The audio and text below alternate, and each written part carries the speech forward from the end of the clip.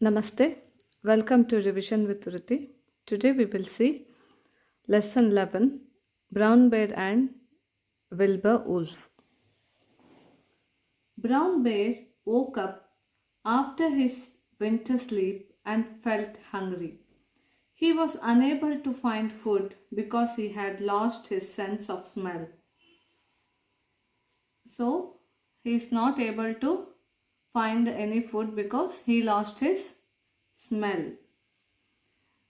Lonely and hungry, he looked for a friend to talk. Read the story to see if Brown Bear gets to make a friend. Brown Bear was hungry.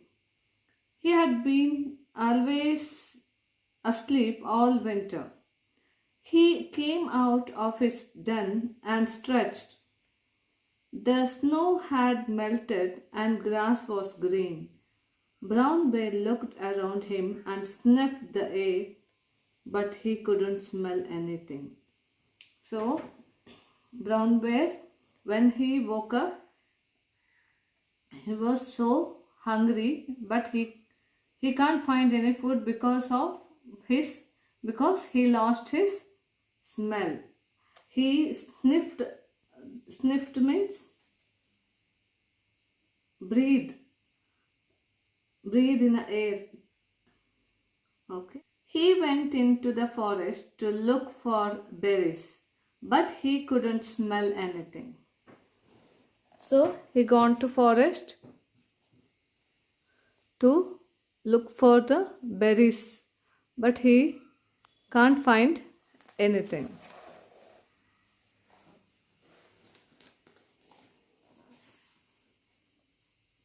He went to the river to look for fish, but he couldn't smell anything. So, not only forest, he went near river also, but he couldn't find anything.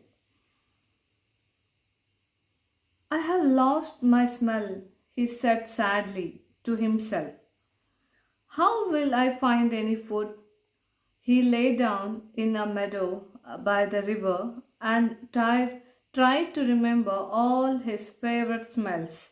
The smell of trees. The beaver saw Brown Bear in the field and thought he looked sad. He called Brown Bear over to his dam.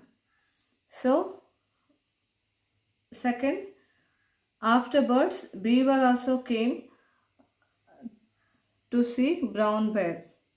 But Brown Bear ran towards him, but the beaver got a fright and hid under the branches. So, when he ran towards the beaver got frightened and it ran. Okay, it hide under the branches. Branchದ ಅಡಿಯಲ್ಲಿ hide ಮಾಡ್ಕೊಳ್ತದೆ. Next, the deer walked into the field and saw Brown Bear looking sad. So they skipped towards him. Brown Bear stood on his back legs to say hello, but the deer got fright and turned back. After beaver, deer also came near to bear, but when he came near, deer also ran away.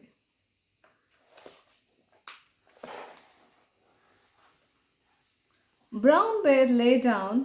He was all alone and was still hungry. Wilbur Wolf came out of the forest. He was old and tired and had been looking for food all winter. He saw Brown Bear in the field and walked slowly towards him.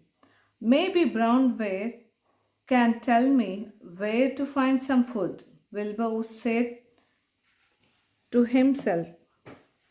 So, in the meanwhile, Wilbur Wolf also coming near to Brown Bear for asking where it can get a food.